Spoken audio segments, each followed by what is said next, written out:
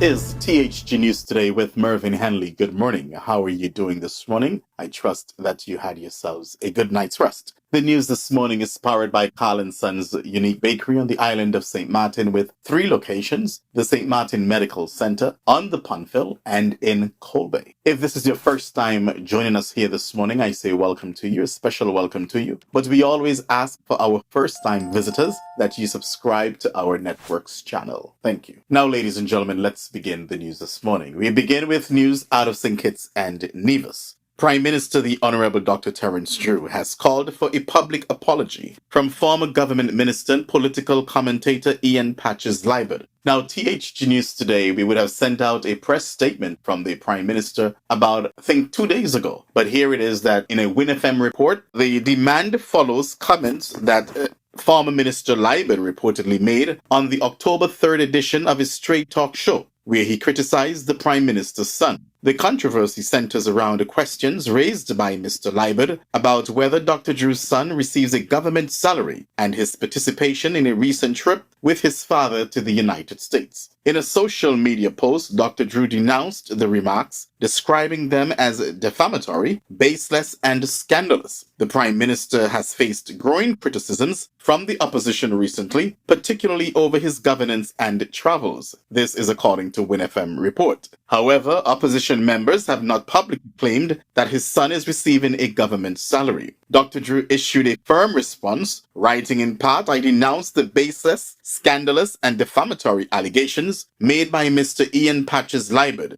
during his October 3rd, 2024 broadcast of Straight Talk. Mr. Liburd's reckless claims that I am abusing my office as Prime Minister and Minister of Finance by misusing government funds to finance overseas trips for my family and friends are completely false and represent a desperate attempt to defame my family and me." He further criticized the personal nature of Liburd's comments, though it may often be more productive for those in public office to ignore defamatory statements from individuals seeking attention or distracting from the work of the government. There are times when silence is not an option. When a grown man directs his spite and political propaganda towards a minor child solely because that child is my son, he crosses a line that cannot and will not be tolerated. Dr. Drew also noted that the false claims had been repeated and circulated by others. It is both outrageous and deeply troubling that Mr. Liburd has extended his blatant and malicious falsehoods to my son, a minor. His reckless actions are a desperate attempt to defame, embarrass,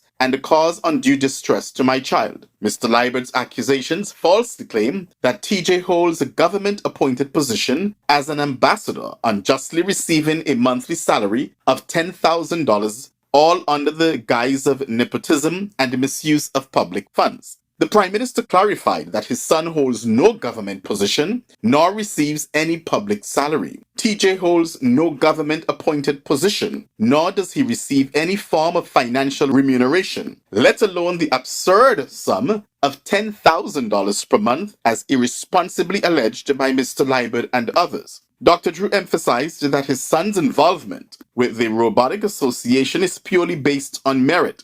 TJ's appointment as one of the many ambassadors for the SKNRA is based solely on his merit and dedication. He has been an active association member since 2017, volunteering his time and talent. Dr. Drew called on Mr. Liburd to issue a public apology. I call on Mr. Ian Patches Liburd to immediately retract his false statements and publicly apologize to TJ. Should he fail to do so, we, TJ's parents, will pursue every available legal option to defend his name and ensure that Mr. Liburd and those who republish these falsehoods are held fully accountable for the damage caused by their irresponsible and malicious actions. When I first saw this story online, I immediately thought that this is just ridiculous. I never believed it. I dismissed it. But it was very troubling to see such an article online from quote-unquote media outlets regarding this. Because you look at the story, it was just pure nonsense. It just didn't come across as something that is factual. And so the Prime Minister is calling on Patches, Mr. Liburd, to retract or issue an apology. He did not specify a time frame, so I'm not sure if that's going to be this year or next year. But This story did not make sense to me. I'm sorry. It just didn't make any sense to me. It wasn't adding up, right? So I just dismissed it. And I don't know if it's not so, I'm not sure what Patches was on that night on his radio show. I'm not sure what he was thinking. Let's continue with the news. Caribbean cruise spending hits $4.27 billion high. A new study published by the Florida Caribbean Cruise Association, FCCA, found that cruise tourism contributed over $258 million to the economy of the Virgin Islands over the 2023-2024 season. And other islands, I will give you the breakdown shortly. The Business Research and Economic Advisors also found cruising generates more than 94,000 jobs across the 33 destinations studied, paying over $1.27 billion in wages. This was up 19% compared to 2018. Now, this research, the company, announced the results last week at the Florida Caribbean Cruise Association's conference in St. Martin. The study is engaged by the FCCA in partnership with destinations and provides a trove of insights including what people buy, the type of tours they visit, overall visit satisfaction, and the satisfaction with tours and shopping, the likelihood of recommending the destination, and the likelihood of returning.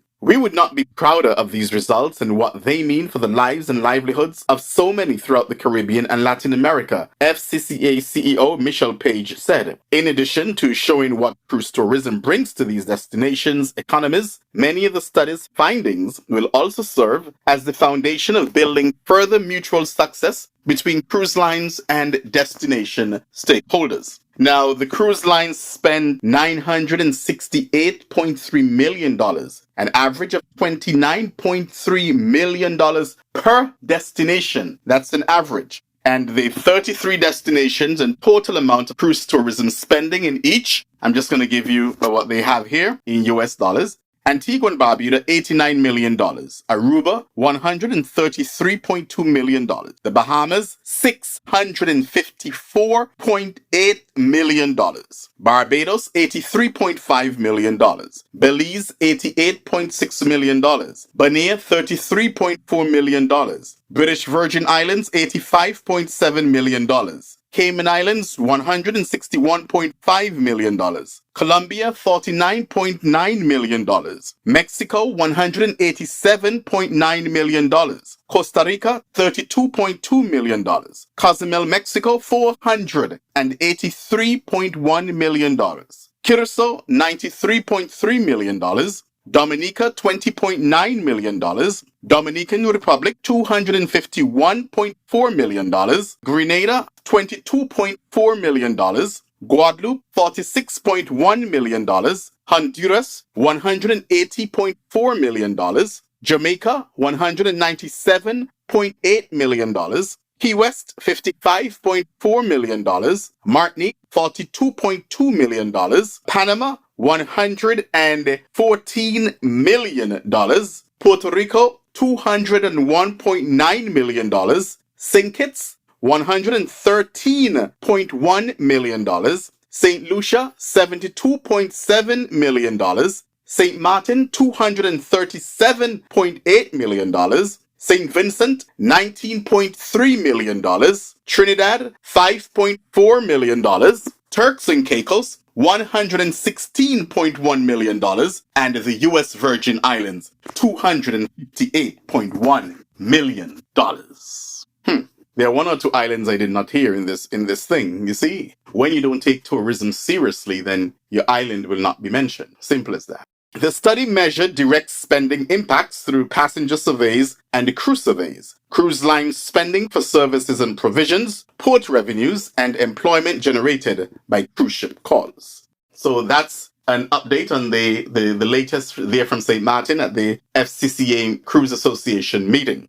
And finally, in our news this morning, out of Antigua and Barbuda, Attorney General and Public Safety Minister Honorable Sir Steadroy Benjamin has confirmed that the curfew for minors, now in effect from 10 p.m. to 6 a.m., is officially active. This curfew forms part of recent amendments to the Small Charges Act passed by Parliament last month. Under these amendments, parents could face fines up to 5,000 EC dollars if their children are found breaking the curfew. The legislation aims to curb youth loitering as part of a broader measure to address violent crime and antisocial behavior among young people. The curfew, along with other stringent laws, took effect on October 1st, following its publication in the Gazette. With that, we've just concluded THG News Today with Mervyn Hanley right here on THG Network. Do join me again tomorrow morning, God's willing, as we present another edition of THG News Today. Have a blessed one.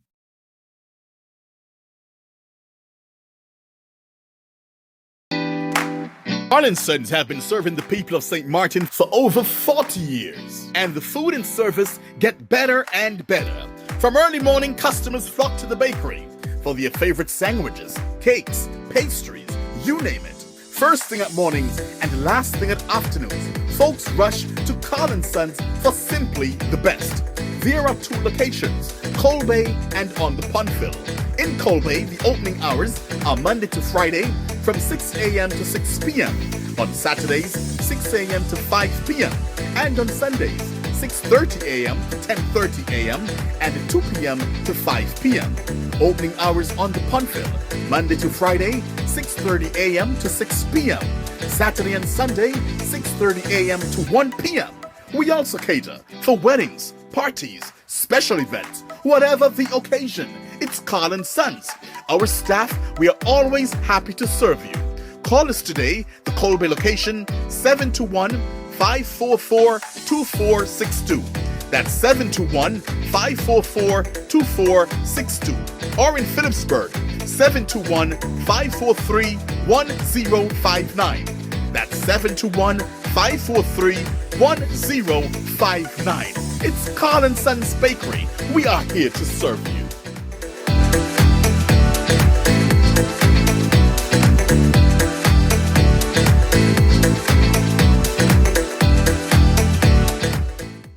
Nevis, satisfy your sweet tooth at Feaser's, the cozy spot in Charlestown, known for its mouth-watering ice cream and dal parade.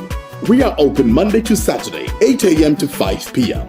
Come in and sample our patties, sandwiches, air-fried wings with fries, hot dogs, rotis, and now our famous smoothies, in all flavors of course.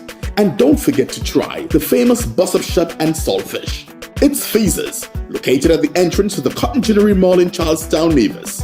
They're also available by phone, so place your order by calling 1-869-665-2458. Don't ask about the rest, just try the best.